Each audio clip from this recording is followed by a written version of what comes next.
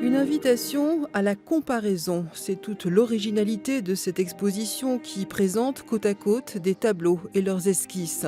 Née au XVIe siècle en Italie, cette pratique a perduré jusque dans la première moitié du XIXe siècle. Pour l'artiste, l'esquisse est une manière de visualiser ce que va donner la réalisation finale.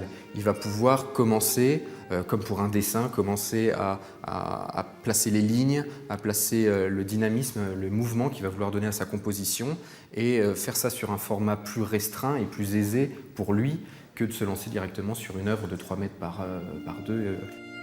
Les esquisses permettaient d'obtenir une validation avant la réalisation de tableaux commandés pour orner des palais, des cathédrales. Plus tard, les jeunes artistes peintres ont participé à des concours d'esquisses pour obtenir par exemple le Grand Prix de Rome.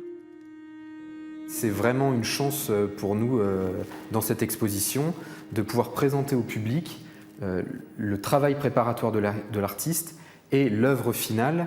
Deux œuvres qui n'ont jamais ou pas été réunies depuis des décennies, et nous avons la chance de pouvoir réunir ces pairs durant l'exposition, et c'est vraiment agréable et assez curieux et ludique de chercher les différences, les similitudes entre l'esquisse peinte et la réalisation finale. Les esquisses ont servi aussi de préalable à la réalisation de tapisseries monumentales. Brossées sur la toile d'un geste rapide, au contraire parfois l'esquisse très travaillée est déjà un tableau. Ce qui va vraiment différencier l'esquisse préparatoire et l'œuvre finale, c'est d'une part la dimension qui est vraiment monumentale sur l'œuvre finale et le degré d'aboutissement de cette œuvre.